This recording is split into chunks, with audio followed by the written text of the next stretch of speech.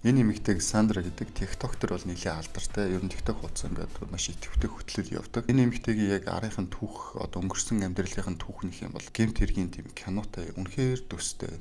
Бараг энэ амьдралаар нь кино хийсэн ч одоо хүн үзэхэд бол уйтгаргүй. За яг энэ түүх эхлэхэд бол ерөөсөн Сандра өөрөө 17 настай байсан. Мэдээж 10 жилээ төгсөөд их сургуульд ордог яг шийдвэрлэх насн дээр бол явж исэн байгаа. Тэгээ Сандра өөрөө бол Мексик хотод амьдардаг. Мексикт бол одоо хар тамхины 8, зэвсгийн 8 гэдэг бол маш өргөн тэлсэн газар байдаг. Сандрагийн аав болон гэр бүлийнх нь бол одоо яг иймэрхүү бизнес эрхэлдэг. Одоо тэгээд энэс нь болоо Сандра гэр бүлийнхэндээ нэг жоохон дургу маягийн. Тэгээ энэ зүйлийг бол цааш нь үргэлжлүүлж явахыг хүсдэггүй. За аав нь болохоор Сандра хандаад тэгж байгаа байхгүй.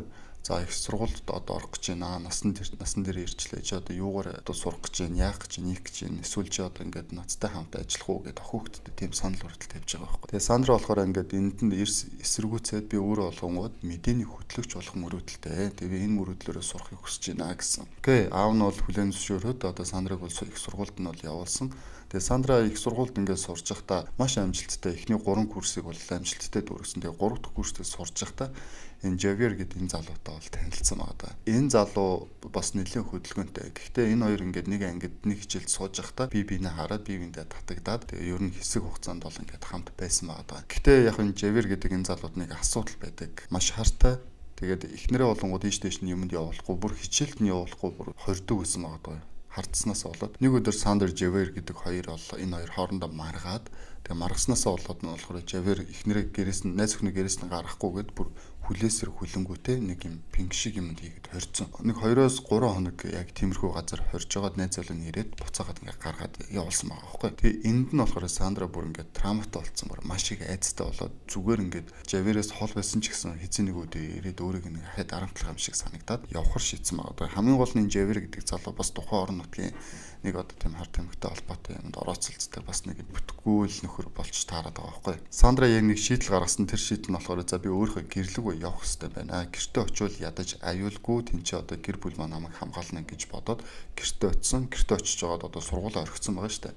Тэгээ яг яах учраа болохгүй нэг хэсэг байж байгаа. Тэгээ аавынхаа ажилд бол оролцож эхэлсэн байгаа байхгүй. За аавынхаа ажилд оролцоод хэсэг ингээд жижиг сажиг мөнгө тоолох ч юм уу те нэг жижиг сажиг ажилд нь ингээд явж исэн бол нөгөөх нь илүү өөрт нь жоохон сонирхолтой санагдаж эхлээд тэгээ энэ ажилд илүү гүнзгий оролцохор шийдсэн. Өөрөө бүр ажил дааж аваад тэр ажлаа гүйцэтгээ. Тэгээд энэ нь болохоор бүр илүү амжилттай яваад энэ ч өөрт нь маш их таалагдаад. Тэгээд нэг өдөр Сандра бол бодсон байгаа. За би одоо нэгэнт одоо ийм аргаар явах гэж байгаа бол би одоо энэ бүхнийх нь хамгийн оргил дээр нь буюу маш том одоо нөлөө бүхий хүн болох хэрэгтэй байна гэж ойлгоод. Тэгээд Сандра ерөөсө гэмт хэргийн бүлэглэлээ нэлээд томоохон хүмүүстэй бол орооцолдож эхэлсэн. Заримтай нь бол одоо хайр дурлалын асуудалтай байдаг ч юм. Учир нь Сандра бол мэдээж залуу байхдаа айгүй тийм үзэсгэлэнтэй тийм ээ одоо тийм эмэгтэй байсан байгаа байхгүй. Тэгээ энийг ашиглаад маш олон одоо тийм том гэмт хэргийн бүлгүүдтэй бол холбоо маш сайн тогтоож чаддаг байсан байгаа. Яг Сандраг хэр хол явсныг нь Эл Чапогоос бол мэдчих болно. Эл Чапо гэдэг бол Мексик битэл дэлхийд бүр алдартай одоо нэлийн том сурагтай нөхөр шүү дээ. Энтэй хүртэл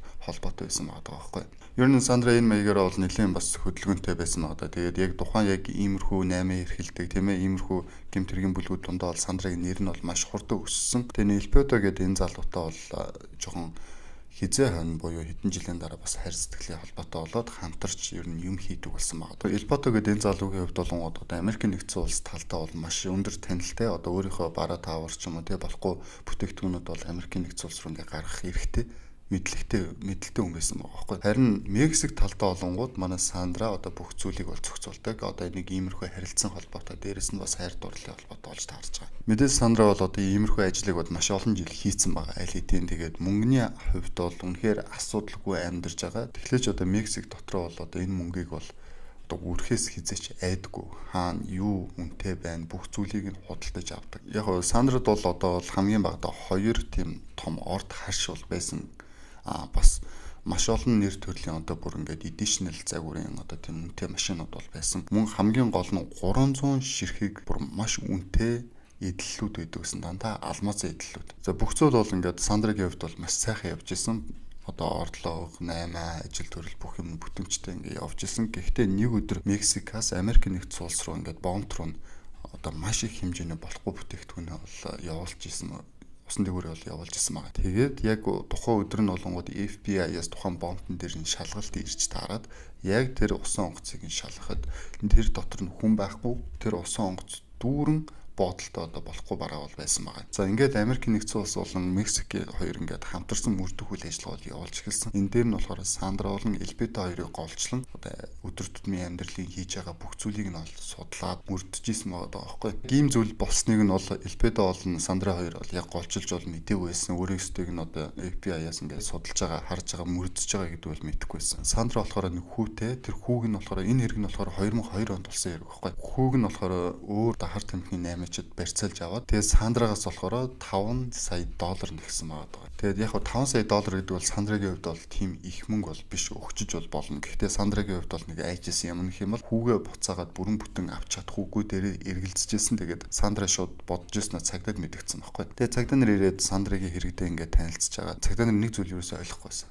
Сандраг болохоор яагаад ийм их мөнгө танд байна вэ гэдгийг бол Сандраас ингээд асуусан байгаа байхгүй. Тэгсэн чинь Сандра гинт ухаа ороод Сандраад байж яснаа шууд цагдаа нарыг за би ингээд та нартай ингээд буцаад холбогдно гэж явуулсан байгаа. Тэгээ мэдээж цагдаа нар бол яг энэ бүхнийг бол ингээд зүгээр орхихгүй шүү дээ. Ингээд цааш ингээд лавшруулаад ингээд судлаад ингээд явж байгаа тийм. Тэгээ энэ оронд болохоор Сандра болохоор хүүгээ аврахын тулд эхлээд $3 сая бол хүүг нь барьцаалсан хүмүүст бол шилжүүлсэн. Тэгээд үлдэгдлийн нь бол хүүгээ авсныхаа дараа өгнө гэд амжилттай бол ингээд солилцоод авсан байгаа. Цагдаа нар бол Сандрыг бол илүү тодоор ажиглаж эхэлсэн. Тэгээд маш их судалгааны үр дүнд нөгөө нэг хуучин холбогдсон маш их хар тамхи тийм ээ болохгүй зүйлсийн 8-тай холбогдсон хүн гэдгийг нь мэдэж аваад цагдаа нар гэрт нь баривчлахаар ингээд ирэх үед Сандра айл хэдий явсан байсан. За Сандра явахдаа бол өөрсдийнхөө хэрэглэдэг байсан машинаа тэгээд бүр байшингаа зараад өснийхөө өнгийг өөрчилж байгаа. Бас бүр пластик хагалханд бол орсон байгаа. Ингэж бүр царайгаа өөр болгосон. Тэгээ энэ бүх зүйлийг уг нь бол амжилттай хийж явж байгаа. Тэгээд нэг өдөр нэг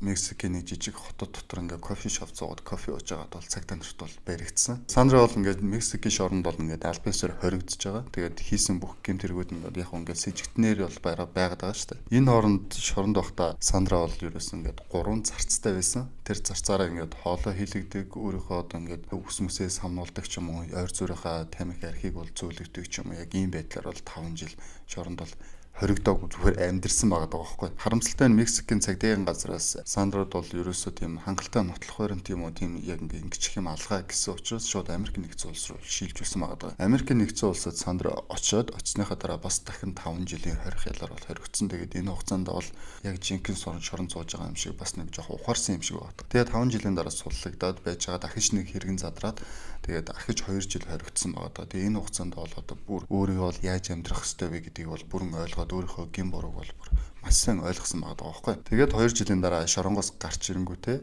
инфлюенсер болсон. Яг нь инфлюенсер ч байх вэ? Ер нь сошиал орчинд илүү нээлттэй, идэвхтэй болоод өөрийнхөө амьдралынхаа хэв маягийг ч юм уу нийтэд зарладаг ч юм уу энэ болонгууд хүмүүс таалагдаад дагдаг тийм нэг иймэрхүү юм болж байгаа байхгүй. Тэгээ хамгийн гол нь Сандра яг өөрийнхөө бүх буруугаа хүлээгээ шүүхийн өмнө дахиж ингэж юм болохгүй зүйл хийхгүй гэдгийг бол батлаад гэмшээд тэгээ гарч ирсэн байгаа. Мэдээж гарч ирээд тэр их мөнгө төгрөг янз бүрийн юм бол байхгүй шүү дээ. Тэгээ бүгдийг ингээ хураалгасан уу, бүх зүйл нь дууссан уу, амьдралаа бол ямар ч байсан шинээр эхлээд brand new Сандра болсон. Уг нь Сандра бол Живер гэтэр залуутай танилцаагүй эсвэл тэр хүнтэй ирэхээгүй байсан бол сургуулийн амжилттай төгсөөд бүх зүйл нь ингээд айгүй гэрэл гэгээтэй байх тийм боломж нь бол байсан. Ялангуяа энэ эмэгтэй хүмүүс яг өсвөр насны дээр хүнтэй үерхэж нөхөрлөнө гэдэг бол айгүй том чухал тийм хэсэг байдаг. Тэгээ зүгээр ингээ үерхэж байгаад ингээ чих юм чинтэй гэснээр бол эсвэл нэг хүн таньж мэдээ гэсэн зорилгоор үерхэж өрөөсө болохгүй. Эхлээд хүнээ таньж мэдчихэд дараа нь үерхэж нөхөрлөх хэрэгтэй шүү. Тэгэхгүй яг энэ мэтийн хүмүүстэй таарчдаг ирээдүйд чи ганцхан хүнээс болоод юм хард арсан зүуд болж хувирахад бол ойрхон байдаг шүү. Тэгээд энэс энэ зүйлийг нь сайн олж хараарай. Тэгээд энэ хүртэл сонссон баярлалаа. Дараагийн дугаар хүртэл түр баяртай.